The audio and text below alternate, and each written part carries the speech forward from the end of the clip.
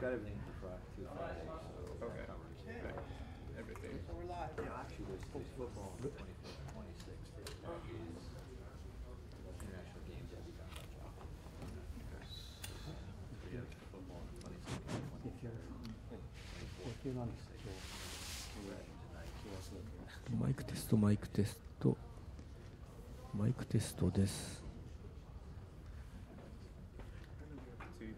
ストリーミング用マイクテスト、3月20日ス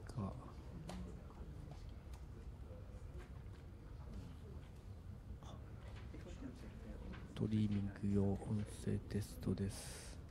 いかがでしょうか。マイクテストマイクテスト3月20日 FCCJ ストリーミング用音声テストです。マイクテストマイクテスト3月20日ストリーミングの音声テストです。テストマイクテストあれそっかマイクテストマイクテスト3月20日ストリーミング用音声テストになります。いかがでしょうか。いかがでしょうか。マイクテストです。マイクテストです。3月20日ストリーミング用音声テストです。マイクテストマイクテストいかがでしょうか。マイクテストです。3月20日ストリーミング用音声テストになります。いかがでしょうか。マイクテストマイクテスト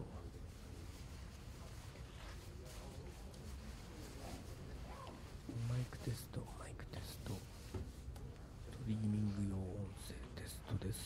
いかがでしょうか。マイクテストです。テストテストマイクテストストリーミング用音声テストです。マイクテストマイクテストマイクテストいかがでしょうか。空振りの可能性もマイクテストです。3月20日終わりが12時でしょ。ストリーミング用音声テストです。いかがでしょうか。マイクテストです。いかがでしょうか。いかがでしょうか。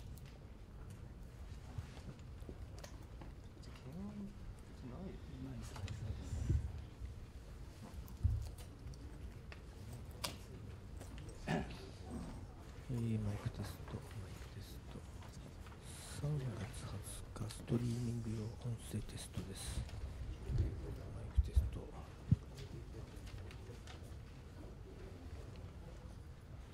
マイクテストマイクテストマイクテストストリーミング用音声テストです。いかがでしょうか。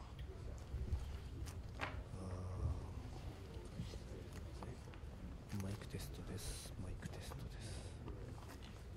ストリーミングの音声テストです。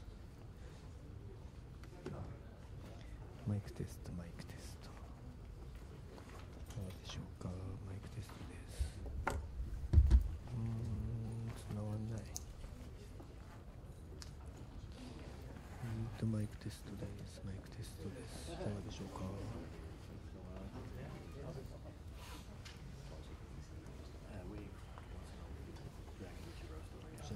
イクテストマイクテストです。いかがでしょうか。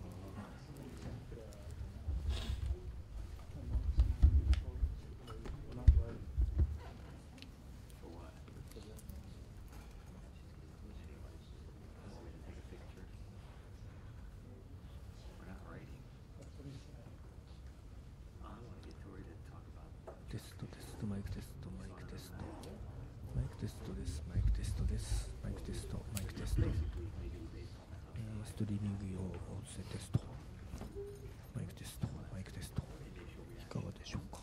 マイクテストです。マイクテストです。ストリーミング用音声テストになります。マイクテストです。いかがでしょうか。いかがでしょうか。マイクテストです。マイクテストマイクテスト3月20日ストリーミング用音声テストになります。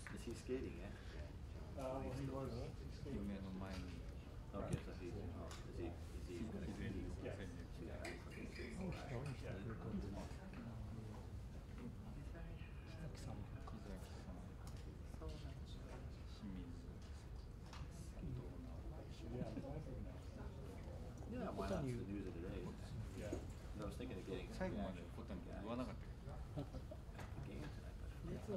まだ決まってませんとか言って。Maybe to get some players to talk about it.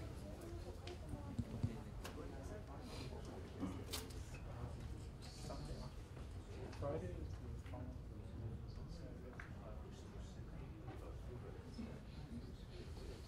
Yeah, no, I mean, it's, you can live there. It's complicated. You know what I mean? Yeah, if you like that sport. Yesterday. It's a pool, right? Yeah, it's good. Right. Yeah. No, but I think it's good.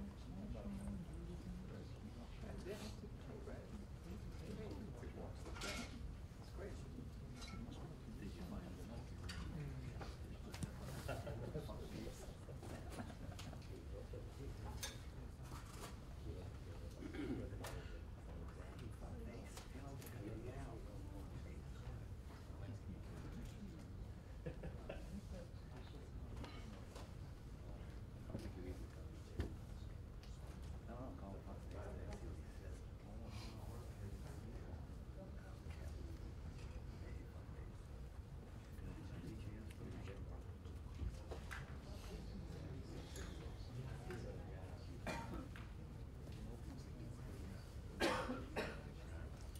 Today we're doing, we're gonna do the arrival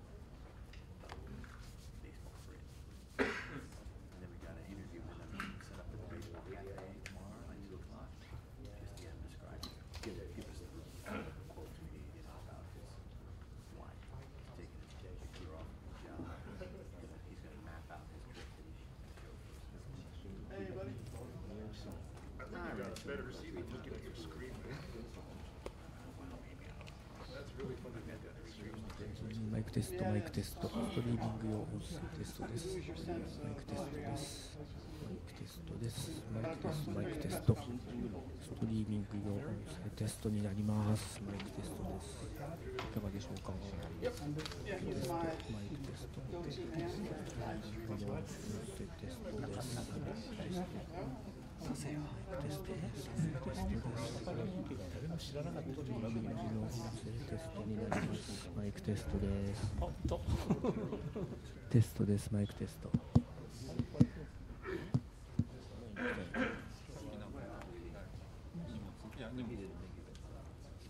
マイクテスト3月20日。ストリーミング用音声テストになります。どうですか。これ誰か分かってますけど、マイクテスト、マイクテスト。なんか筒香の会見出た時に名刺を渡したらメール来るようになってある。停止は押せないんで。なんか高校の人から直接来るんですよ。スポーツやらに。うちもそれで知ったんですけど、来るんですよね。学校でやった日本のデスクからなんか来て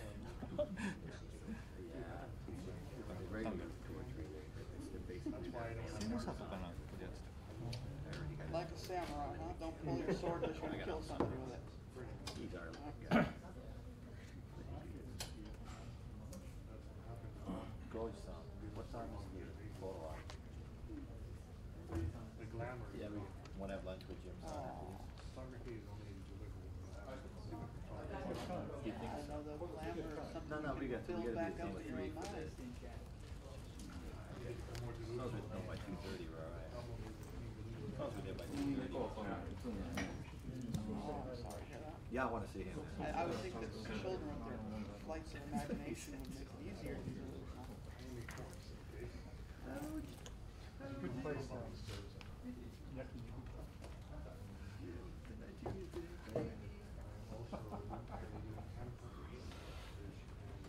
isn't that imagination?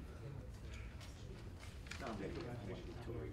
Because Torre's got a lot of trout. He saw it. The back like reacts on the management. Well, I hope you're giving them some, at least some American stuff as well. Yeah, no worries. So you gonna follow Torre? You're just here to hang out. かなりの割合。どうかと思う。 So have you taken to the compliment I'll say, museum? I don't have to go. Yeah. So I think I've been to the Yokohama one once or something. Anyway, I don't care.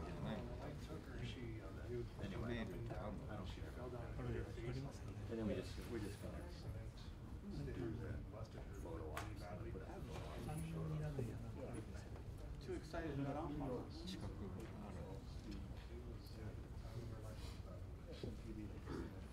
not how it is. But I'm not. I haven't had any issues with them, but you're with them every day, so.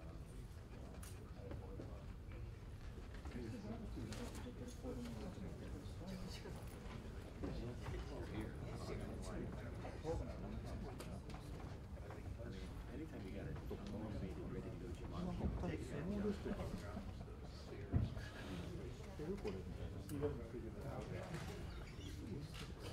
He's a terrible journalist because I figured that out the first week I was with you. It doesn't take much ability reporting. That's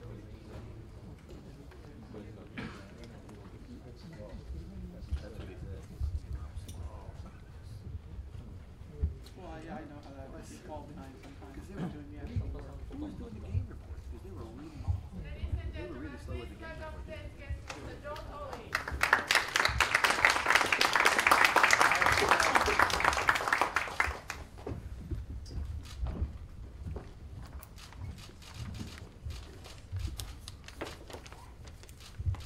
Yeah, so Ohio, whoops, You get the pose for photos. I get the pose for photos, that's your problem. Yeah, I say Ohio Gozaimasu, I learned that back in 1974 when I came here with the New York Mets. And I know not a lot of people in this room are old enough to remember that stuff, so I can lie to you all I want in that regard. But I am really thrilled to be here in Japan. You know, I've been several times, obviously. Back in '74, I was playing with the St. Louis Cardinals, and after the season, I was traded to the New York Mets. And as luck would have it, they were planning a barnstorming tour. You know, a little bit different than what happened last November with the All-Star team. This was the whole Mets ball club, and I was fortunate to be a part of that trip and, you know, spend like 3 weeks in country here, and we traveled just about to every ballpark, I believe, and I wound up winning the most valuable player of that series, and, you know, took home and when I think of technology today and technology back then, a big Pioneer stereo set, which probably fit in this room at that time. And it was a great experience, introduced to the passion of the people here in Tokyo, the fans, and it was something that really stayed with you. You know, baseball has been my life, and you know, kid that played for as far back as he can remember to, you know, all of a sudden get to the big leagues and realize how important baseball has been to my life, and to come over and really feel at home with you know, with the fans here. You know, there were a few differences. I remember I was playing first base, and Jerry Koosman was pitching for the Mets at the time, and we picked somebody up, off first base, and I was playing first base at the time, and the people in the stands laughed. You know, that's usually a little bit different than the response you'd get back in the States, but the passion was the same. The fairness was unique, where they just appreciated good baseball, no matter which team was responsible for that good baseball. And it's, you know, it was great. And again, that was my playing part of it. And then as a manager, you know, to have made several trips in this direction. I thought I was coming here in November, and then something got messed up, or I never made it. So I'm happy I had the opportunity to come this spring, and then to the time I managed the Yankees, to have a guy named Matsui who is pretty special, and to this day, a very special friend. In fact, I owe him a dinner. That's one thing Matty and I share, is a love for Italian food.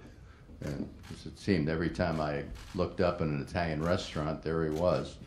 And so, but he made this trip, and I know he enjoyed his trip in November also. So, and I'm happy to be here today and, answer whatever questions you want to ask. The ones I know the answers to, anyway. All right, we'll go ahead and kick this off officially. Good morning, everyone. Welcome to the Foreign Correspondents Club. Before we begin, as we always do, please turn off your cell phone or put it on manner mode. I'm Dan Sloan. I'm a board member of the club. Today it is my honor to throw out the first pitch, so to speak, with our guest, which you all know very well, Mr. Joe Torre, who's MLB Chief Baseball Officer. As he was just detailing, he's got over 5 decades of pro baseball experience as a player, manager, broadcaster, executive. His current role, he oversees MLB operations on and off the field and serves as a primary liaison to the general managers of the 30 major league clubs and umpires. He's known, as he was indicating, to most Japanese as the manager of the New York Yankees, which won 4 World Series during his tenure, and also featured Hideki Matsui at that time. No other player and manager achieved 2,000 hits as well as 2,000 wins. He added an MVP award and 9 All-Star appearances, including that Japanese award, didn't know about. And for his many baseball achievements, he was elected to the MLB Hall of Fame in 2014. He joins us ahead of kicking off a new season in Japan between the Mariners and Athletics this evening. Marco Gonzalez is going against Mike Fears tonight. Should be a good game. And it's a similar kickoff to one he experienced as a Yankees manager against the then Tampa Bay Devil Rays, where they split a series, a game apiece. The games will also feature Japanese natives Ichiro Suzuki, rookie pitcher Yusei Kikuchi of the Mariners.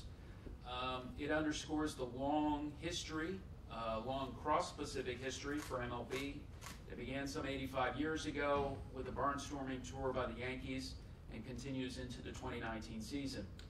Our guest joins us as MLB is launching new rules for the All-Star Game, roster sizes, as well as potentially shorter game duration efforts, such as a minimum number of batters a pitcher must face and fewer mound visits. There's even talk someday about bringing the DH to the National League, and we'll get more on that later. So before I get a warning, to shorten my introduction, let's go straight to the game. Our guest, Mr. Joe Torre. We'll open the floor to your questions. Thank you. That one thing you mentioned, Dan, was, sort of a throwaway line, my responsibility for the umpires. If you ever told me that when I was a player that at this point in my career I'd be responsible for the umpires, I'd say you were crazy, but here I am. Yes, please go ahead. And if you would, say your name and affiliation. Michael Penn of the Shingetsu News Agency. Sort of a two-pronged question, both relating to the issue of gambling. As you know, for the first time ever during this particular MLB series in Japan, you've partnered with MGM. And my first question is, in as much detail as you can give us, how will this partnership will be reflected as it relates to Japan? And the second question is moving to the United States. As you know, in recent months, the sports betting issue has become legalized across the nation, and MGM and has also made a national partnership with MLB. How do you, Joe Torre, feel about this explosion of legalized sports betting in the United States? Well, Michael, I don't think it is any secret. It's a concern. Anytime you know, especially, well, any game. I mean, you know, when we sit in the stands, we want to, know that when you see on the field is players trying and doing the best, and we're very aware of the dangers of sports betting. However, our relationship now with MGM, it's just basically, and one of our sponsors, like the same as would be with Coca-Cola or anything like that. That's where our relationship is with MGM. We're very aware of where we are with sports betting, and again, it wasn't something that we initiated, Major League Baseball, because I know we're on record when the state of New Jersey, started this, that we were very much against it, but it's like that snowball going down the hill. Now it's picking up steam, and there are probably a handful of maybe 6 or 8 states that it's legal in, sports betting, and by the end of the summer it'll probably be many more. So we just want to make sure that we do what we can to protect our game in regards to what is, what you're betting on. And so we're, we had meetings with every ball club in the spring to talk about it. I think, and the fact that I'm very sensitive because I'm responsible for umpires, responsible for minor league baseball. So there are a lot of dangers out there that we're aware of, and we're going to monitor to make sure that there's never a question about the game and people who decide to gamble on it. Yes, sir.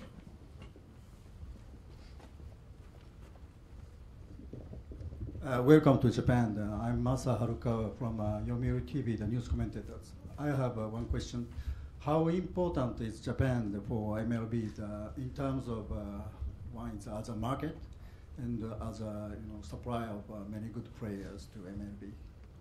Well, Masa, to me, years ago, and again, back when I was a player, we'd have, I remember Murakami came over with the Giants back when. You had players that would come over and play at the major league level who, played there, but really didn't make the impact as time went by of the players like Ichiro and Matsui, and people who were significant contributors to teams, and Ohtani, and that's remarkable for a young man like that to come over and make the impact on our game that quickly. We always want to globalize our game. It's easy coming to Japan because, we know, your love for the game and embrace it. But, you have, like in Matsui's case, and of course Ichiro's case, they played long enough over here to really make an impact. Godzilla, when he came over, I didn't know exactly what to expect, other than the fact that, he has 50 home runs a year, and that's pretty impactful. And I'm standing around the cage in spring training that first year he was with us, and Don Zimmer, who was my bench coach, who was always thinking in terms of how many different ways can a player help us. And he says to me, why don't you ask him if he can hit and run? Which I think we all know in this room, when you're talking about somebody that's 50 home runs, you don't very often ask somebody like that to hit and run. So I asked him through an interpreter, and I asked about the hit and run, and his response was, anytime you want. And that pretty much sat very well with Mr. Zimmer, which he wasn't an easy subject. And it certainly helped me as a manager, knowing that we have another dimension here. And I could tell you something else. Matsui is a very unselfish player. You probably knew that before I told you that, and the fact that he would hit and run. But another thing, I trusted him probably more than any other player I managed with swinging the bat with 3 balls and no strikes. I know personally I had problems early in my career because I always tried to hit a home run. And what Hideki did when we turned him loose 3-0 was just look to hit the ball hard, let it go where it wants. And he was the best I've ever been around in hitting with the bases loaded. I mean, whether it be a sacrifice fly to the opposite field, or like he did in the World Series in '03, hit a grand slam over the center field fence. So he was a great addition. I mean, it took him a little time to get adjusted, and our owner George Steinbrenner, criticized him, and we had to make sure in the clubhouse that, all the players rallied around him to let him know that just goes with being with the Yankees, that George is going to get on you and beat on you a little bit. But he just had trouble identifying the sinking fastball. And once he saw it a little bit more, he obviously, being a good hitter, made his adjustments. But he was very special. Very special to me. Next question. Yes. And I'm sorry, I don't want to, ignore Ichiro. He was scary. He was scary. I mean, to watch how many different ways he could beat you offensively and defensively. I think we all witnessed the throw from right field the other night. That's still there at his advanced age. But as a hitter, he could hit a routine ball to shortstop, ground ball, and beat it out without an issue. He was really frightening to try to defense when we played against him. Also, how important The market? Japan Yeah. market? So contributing to overall, I know MLB International has certain revenue streams, but how great do you see the contribution for Japan, say, relative to other international markets? To me, it's number one. I mean,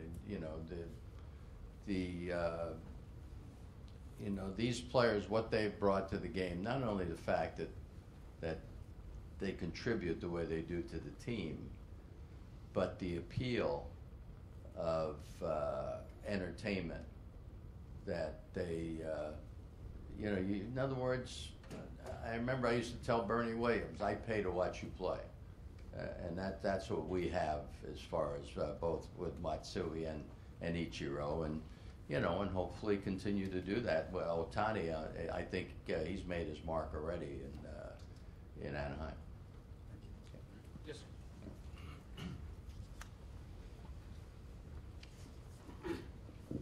Hi, Joe. Steve Moore with the Associated Press. You probably saw the reports overnight. The new deal for Mike Trout, 12 years, $430 million. Livable wage. Yes. First, I wanted to get your reaction for this kind of deal, and also just how do you think these kind of deals are going to factor in when the negotiations begin for the new CBA? Well, there are probably fewer than a handful of players that I know who you would trust with a long-term contract. That's the best way to put it. I mean, Mike Trout, I don't think he's one of those players that he puts on the uniform and he goes out and does the best. He gives you your money's worth every day. And plus the offense and the defense and the excitement. Excuse me. And I think there was a question there whether Anaheim was, in a position to do something like that or would do something like that, especially a 12-year commitment. It's I don't want to say dangerous, but you're hoping somebody stays healthy. But I think what that says is what this man means to us for the Angels, and with what what the players got, and of course Bryce with the most recent contract with the Phillies. and Machado, of course, with San Diego. It's, you know, you're banking on somebody showing up for work every day. You know, I think Trout's already, you know, really gained that trust early on. I don't think a 12-year contract, knowing Mike Trout and watching Mike Trout, is going to affect what he does on a daily basis. You know, there are certain dangers sometimes when you sign. I remember back when I didn't have a very good. I won the MVP in 1971, and I was holding out, you know, for a 1-year contract, and they wind up giving me a 2-year contract. Didn't have a very good year the first year afterwards, which was the strike year, by the way, and I remember somebody making a comment that it's because I had a 2-year deal and I was complacent. So, you know, there's a danger in things like that when you sign players to long-term deals. But, you know, you really have to know organization-wise before you do something like that this is where you want to go. And I don't think there's any question, you know, Mike Trout is worth, if anybody is, let's put it that way, if anybody's worth giving a 12-year contract to, Mike Trout is that guy. Yes.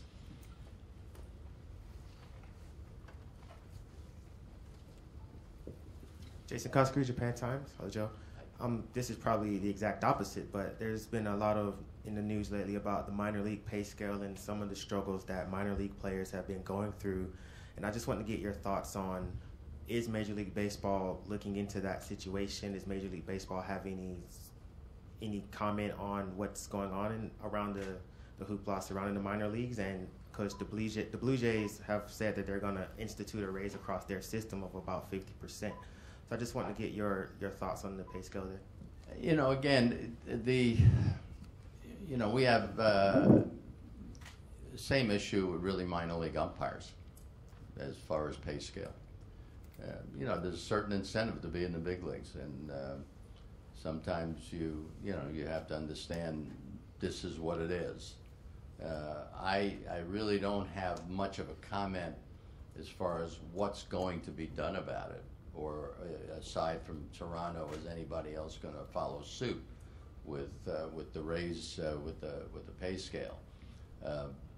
You know, our game is special. I remember it's when you realize the minimum salary right now, you know, $500,000. That's a pretty good living wage in a lot of areas, and you know, in all likelihood, the next CBA, it's, you know, probably going to be addressed. Whatever the result will be, I don't know. But the minor leagues, you know, teams have control over players for so long, you know, and then once they go to arbitration, they sort of, even though they have control, so to speak, what they're paid is out of their hands. So, you know, I'm not, you know, sure where we're going in the minor leagues. And I'm only giving you my take on it. There hasn't been a lot of conversation in my area at MLB. But again, that's a team decision on what they want to do, an organization decision. I'm going to take this opportunity that we were talking beforehand, and how managing has been changing in the MLB, and how there may be differences between the way Japan baseball is managed as well as the current MLB status. We were talking about the move to analytics, Joe, and you know, how you feel about it versus the kind of traditional managerial gut instinct reading the field. Well, take into consideration now, I played in the big leagues for 16, 17 years, managed for 29. I'm an old guy. The analytics, you know, we've always had statistics available, but now with the technology that we have, analytics is in the process of influencing more teams than maybe the experience of the manager that's managing. And that's a little concerning to me. I do remember when I came here initially to see that the managers are held in very high esteem over here, respect-wise, and really not to, question anyone. It's sort of like, I guess you could say it's sort of like a college coach, and I remember I said to Sparky Anderson one time, I said, you know what? I said, you're like that college coach. He says, what do you mean? I said, well, when the team wins, you're the manager. When the team doesn't win, it's because it's the player's fault. And I said, I hope I get to that point at some point in my career. But I was telling a story also to Dan about Matsui. When he first came over, I was not aware of his consecutive game streak. And I was going to rest him on artificial surface one day, and he, said, acknowledged, because I told him I was going to give him a day off, and it wasn't a discipline thing. I just felt to save his legs a little bit on the turf, and then it got back to me through our PR department before the game was played that he had this streak on, which I really wasn't aware of. And I changed my mind because it was important to him, but he was used to playing for managers. When they made decisions, you didn't question the decisions. And it's a little bit different at the major league level at this point in time. But, as I said, once I found out about it and it was important to him, I changed. He played in the whole thing. But analytics, there's a place in our game, for information. Anytime you can get information on players and matchups and things like that, I'm all for it. But I never want to lose the players or the managers' instincts, because those players that are in the dugout, they're human beings, and the first inning and the ninth inning are a little bit different, and really, to me, the manager's the only one that knows that. And I never want him to have to make a decision based on what this paper says as opposed to what he feels. And I've talked to each manager about it, because over the course of a season, spring training, and I always talk to managers, and when we have new managers, and this year we've had a pretty good number of new managers, I have a one-on-one meeting with each and every one of them at the winter meetings, and that's part of my conversation. That you've been around this game for a while now. You know what works and doesn't work. You know areas that you have to trust your gut. And it's a concern to me, because I just don't I just don't want our game to lose the ability of people who have been around the game, and it's something that I thought Alex Cora last year with the Red Sox, and I know this guy's a Red Sox fan, but I thought he did a magnificent job for a first year. I mean, even though he's managed before in winter ball and stuff, I thought he did a remarkable job of, especially when you go through postseason where the game speeds up a little bit for you.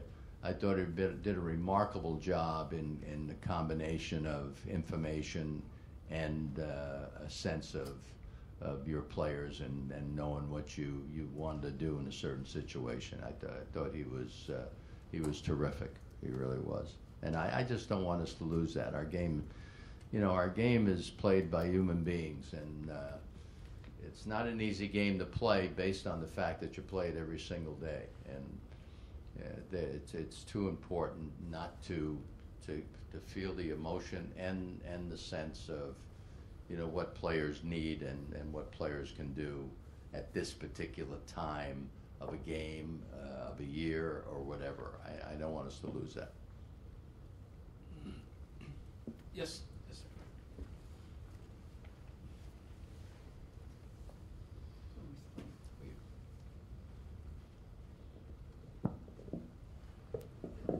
My name is Tawa, associate member. A couple of questions. One is about umpiring, and the other is baseball development. I read recently a long article that in minor league, you are going to ask umpire, plate umpire, to wear mics, or it says that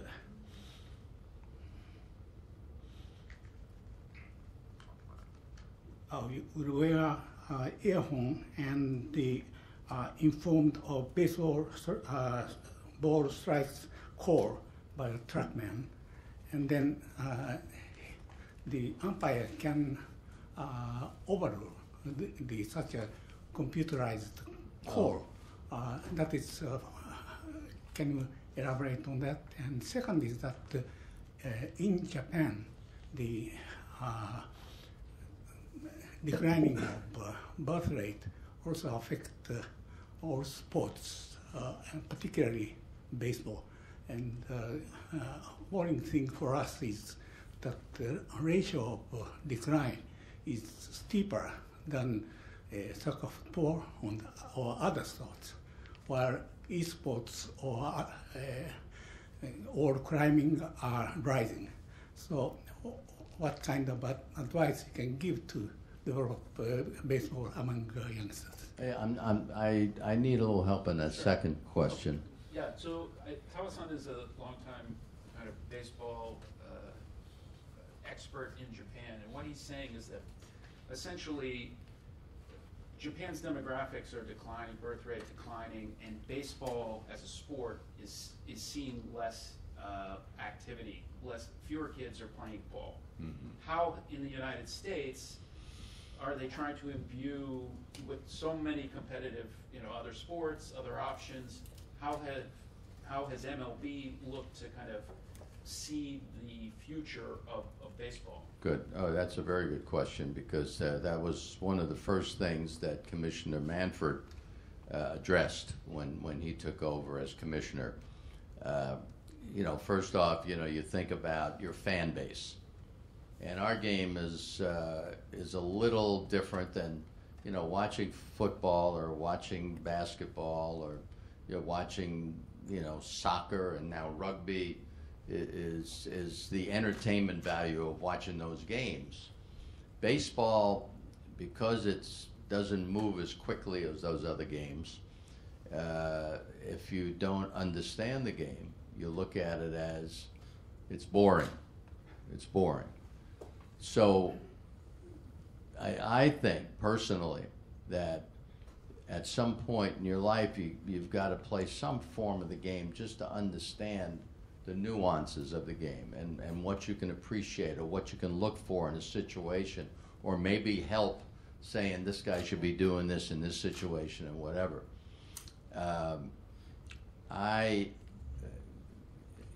To me, it's so important for the kids to play the game. So the commissioner, we have a program now that's been implemented MLB. It's called Play Ball, where we have during the course of the year, in different places. I know Vero Beach, we do it. We invite kids, which is different than traveling teams. A lot of times, the traveling teams that go from place to place, there are a lot of young people that can't afford that. But we create places, venues, and opportunities for young people to play the game.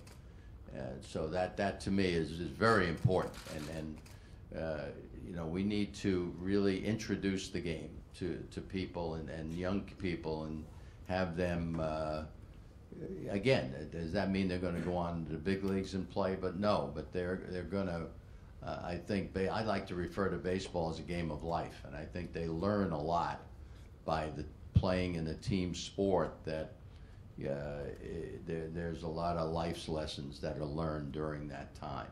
So, but I'm proud of what the commissioner has done with the Play Ball program, and we're introducing the game to more and more young people on a regular basis.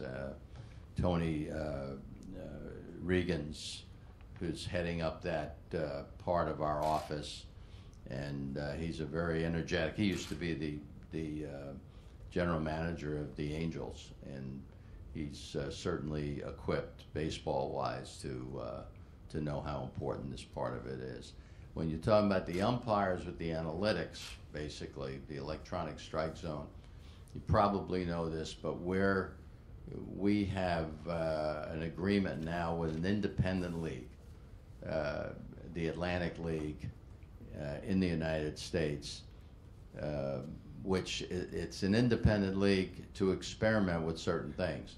Make the bases a little bit bigger, you know, maybe to increase base stealing, and maybe keep the injuries from happening, maybe sliding into bases, moving the mound back from 60 feet 6 inches to, I think it's going to be like 62 feet, experimenting. This is going to be after really the All-Star break in the second half of their season.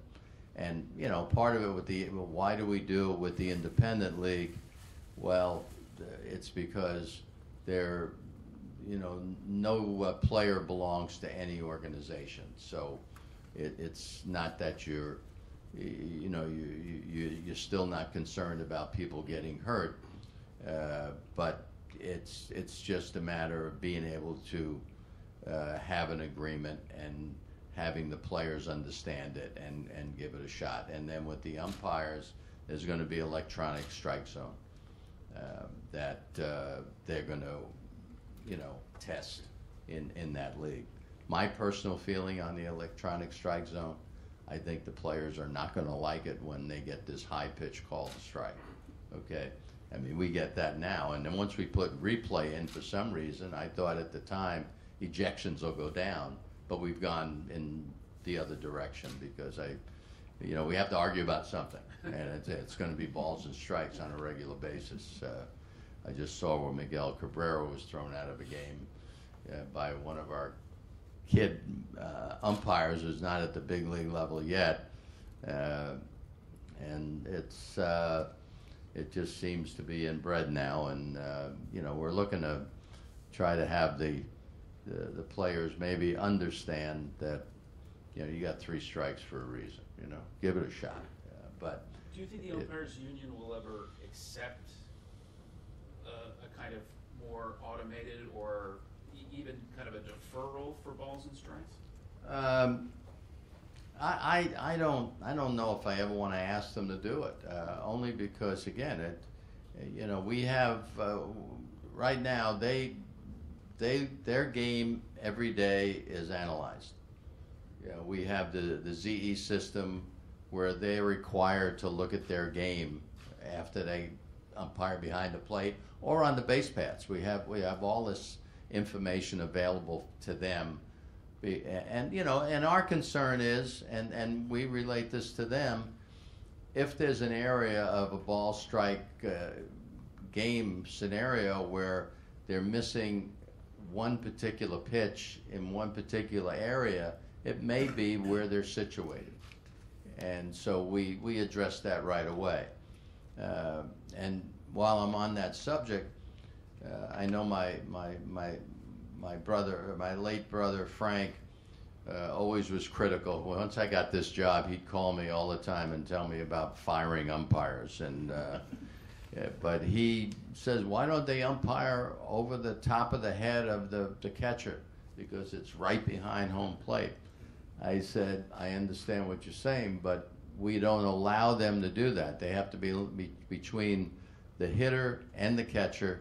The umpires have to be, because they're less in danger of getting a concussion. If we're over the top of the catcher, they're going to get more balls hitting the mask, and it's going to cause more concussions, and that's why we try to stay away from that. So it doesn't mean that we don't have umpires who, sort of favor going over there and trying to be lucky a game and compete. We keep, cautioning them, don't get in that red zone because it's dangerous, and so we want to avoid that.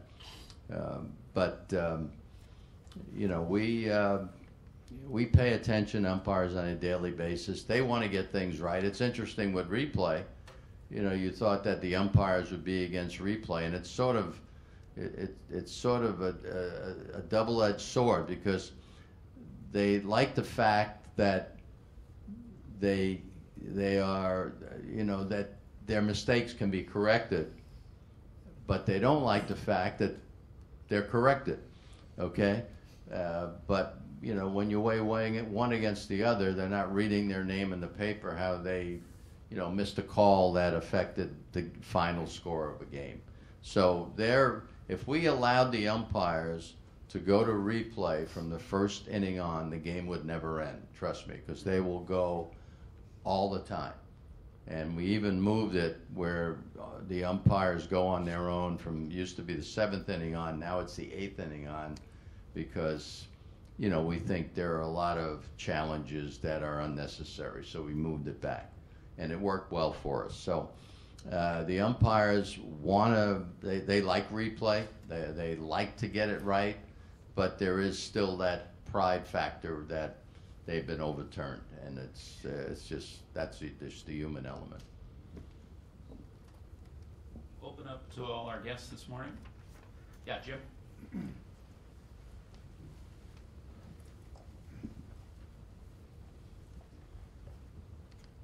Hi, Joe. Jim Armstrong with AP. Do you think MLB is doing enough in terms of revenue sharing? I'm from Toronto, and things are looking pretty grim for the Blue Jays, trying to compete with the Red Sox and the Yankees, and there are many other teams that seem to me to be in a similar situation. What do you think MLB can do about that? Thank you.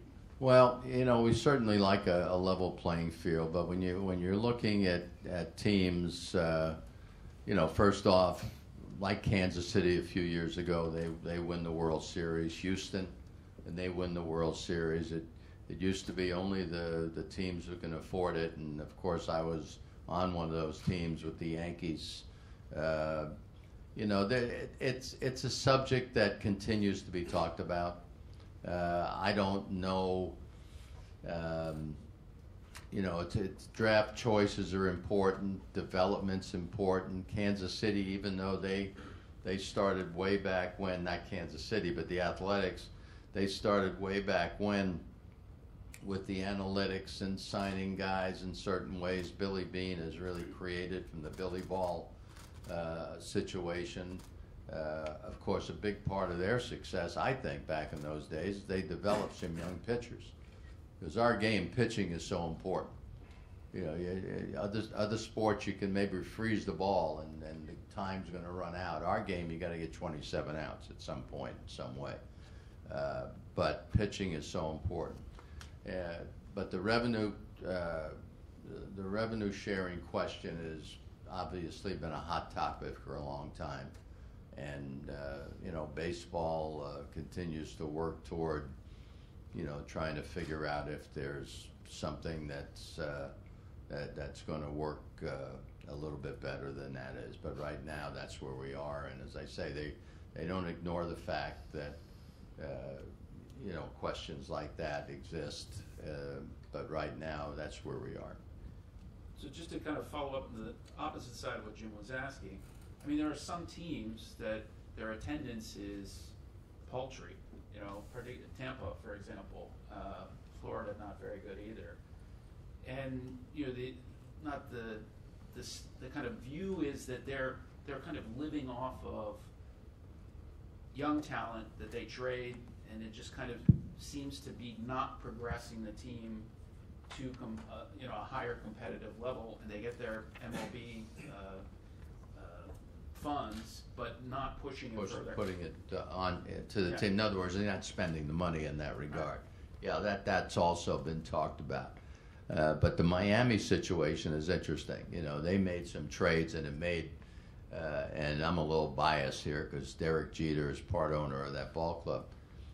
But they, you know, make it look like they don't really want to win because they're trading away players who are good players, and you know, in Stanton's case, but trust me, knowing Derek Jeter for as long as I have and as well as I do, he has a plan, and the most important thing for him is winning. And unfortunately, you can't just grab one player and say he's our answer. Not until you get a little bit closer to realize that one player will make a difference. But he, right now, in his probably middle range minor leagues in AA, they have some players coming, and he's patient. I can tell you, when he was a player, he didn't want to. I knew once he took the uniform off, he wasn't going to put it back on. But he was very interested in being an owner, and not just for the sake that he can tell people he's an owner. He wants to have hands-on. He goes into the office every day. He's changed his residence from the Tampa area to Miami. So he's dug in, and I'm very confident that that light at the end of the tunnel is not too far away. Next question, please. Yes, sir.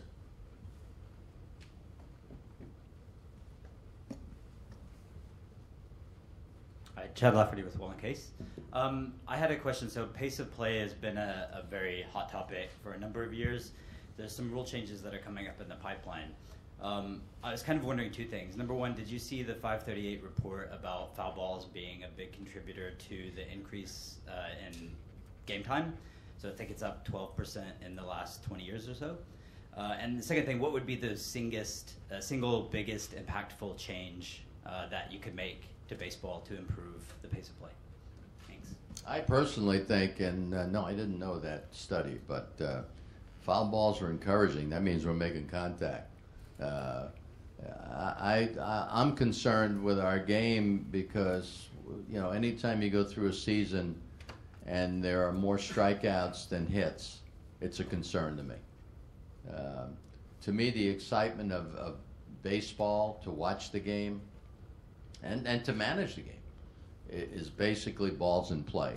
We don't have enough balls in play. If we have, and I think pitchers, everybody's throwing 98, 99 miles an hour. Everybody's trying to strike people out. Everybody, it used to be you thought about striking somebody out when he had 2 strikes on the hitter. Now we start from the first pitch. I think that's all a concern to me. I think we need to put the ball in play more. And I know some of the people who talk about an outs and out, a strikeout is no different than a ground ball. Don't tell me that because I'm a manager with a man at second base and nobody out, and a strikeout doesn't get my man to third base. I need contact. I need useful, productive outs, and we need. We know it's been great about the exhibition games we've seen here. There's been a lot of stuff going on. And players on the bases, running the bases. That's exciting to me, but I think that is when the game is going to pick up pace, is when we dare the hitters to hit the ball instead of trying to keep them from hitting the ball. You want to go back and be an old fuddy-duddy like me back in 1960 when I had the World Series game with the Pirates and the Yankees, and they went 7 games and they scored a ton of runs, and Game 7 was a 10-9 game. Okay, and I look back and I grabbed that box score. Of course, it was 2 hours and 30 minutes, 10-9 game. And the thing I found remarkable in that game, there were no strikeouts in that game. 10-9. You pitch to contact. You have guys playing out there in the field to help that situation. They catch them, and I just think we're too into trying to hit home runs. And home runs are great. But I don't think that's action on the field. We need players to run the bases, going first to third.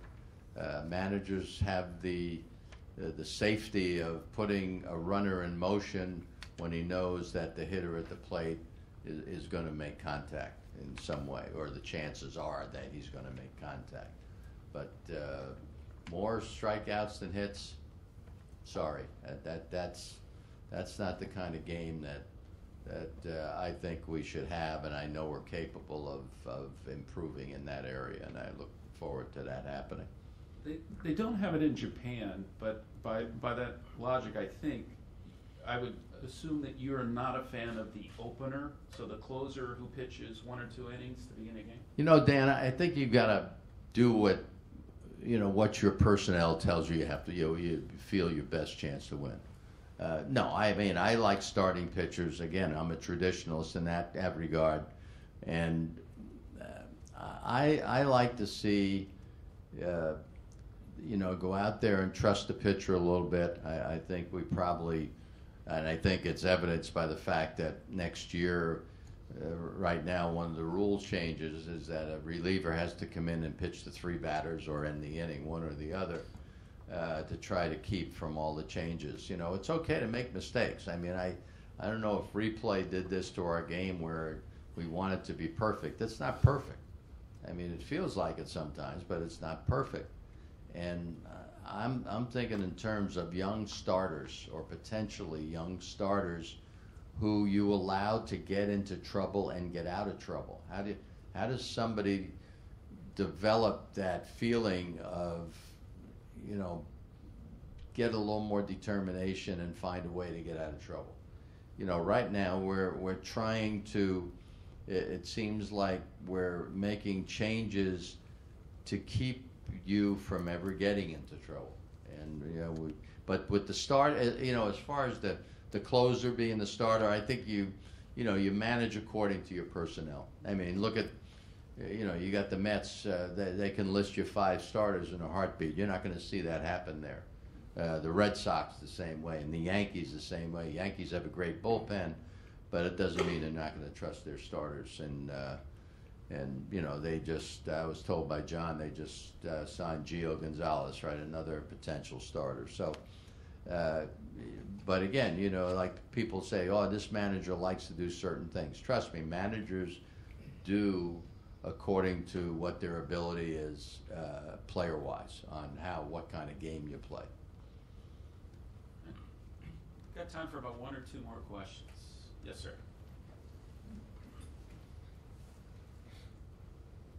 Hi, Joe. I'm Fumihiko Yonezawa, associate members. I would like to ask your view on limit on number of pitches for junior or young pitchers, especially. We are very honored to see many Japanese players do a good play in United States, but Ohtani has an injury on the arms, and Darvish has a shoulder problems. They throw 200 or 300 pitches at the time of the high school, and in 6 or 7 consecutive days. And there's a discussion about how to, we should limit the number of the pitches for such a young generations, but there's no consensus yet in Japan. Is there any rules in the United States, or do you have any views on the number of the pitches limitations? Thank you. I think the type of pitcher, when you're a young potential pitcher, I think we may throw too many breaking balls early as a young pitcher. You've got kids 12, 13, 12, 11 years old, and it starts somewhere. And I think they of course they're going to emulate whatever the major leaguers do, but I think you have to keep real young kids from throwing breaking balls. Grip is fine. You want to change the grip on a ball, but I think you have to strengthen it first. And a concern for me and a curiosity for me are all these young players, and I'm talking about some teenagers who have had this Tommy John surgery, and saying this this is just going to make them stronger.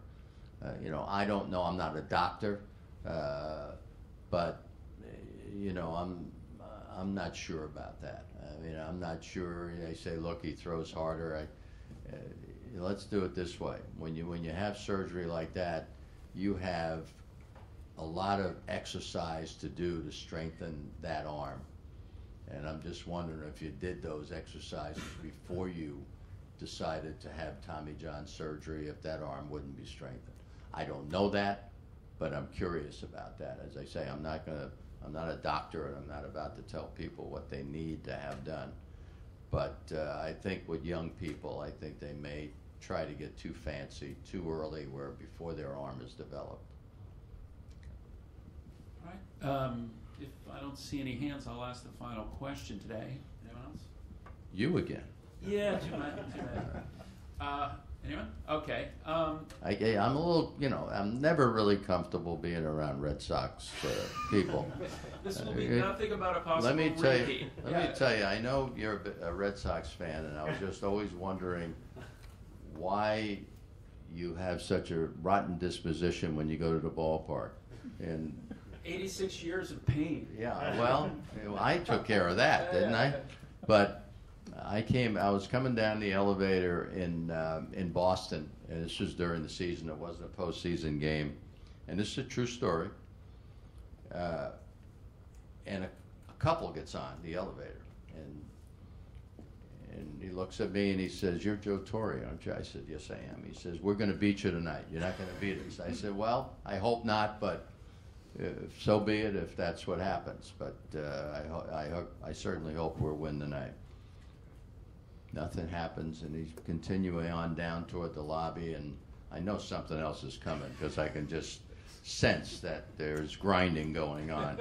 And he says to me, he said, "If I had my choice of beating the Yankees or capturing Saddam Hussein, I would pick beating the Yankees." And with that, the elevator door opened. He walked out, and I was stunned, still in the elevator. But that's the craziness. I mean, I love Boston, but it was terror going to Fenway Park all the time. We got both of them in the end. Well, yeah. Now you win all the time, for crying out loud. Although their record in spring training, Terrible. it's terrible, right? Yeah. Well. So I love that agitation. Final question.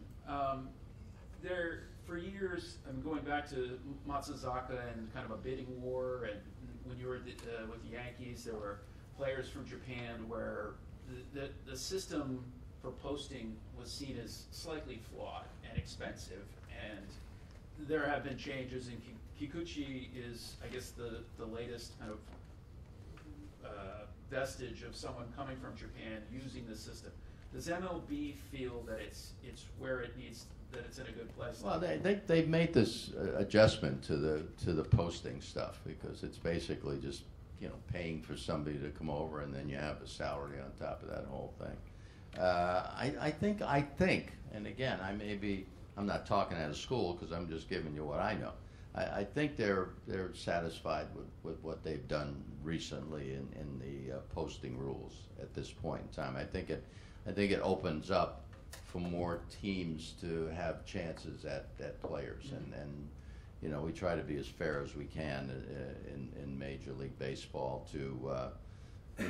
and again, you look at Ohtani went over there to the Angels, and I think if you took a poll of where was he going to go, it was always going to be the Red Sox, the Yankees, and Dodgers, and all that. But he went to a team that I think was probably a long shot. But I like to have players make up their mind by where they're going to be. Where they're going to feel comfortable, where they can really express themselves the way they want to. All right, well, with that, as we do with all of our guests here, we're offering Joe a 1-year honorary membership. He can play in the Press Club softball or baseball. Oh, my goodness gracious. Catch your first base. It's your call. As long as I don't have to umpire, right? That's good. Thank you very much. Thank you so much, Dan. Thank you, guys.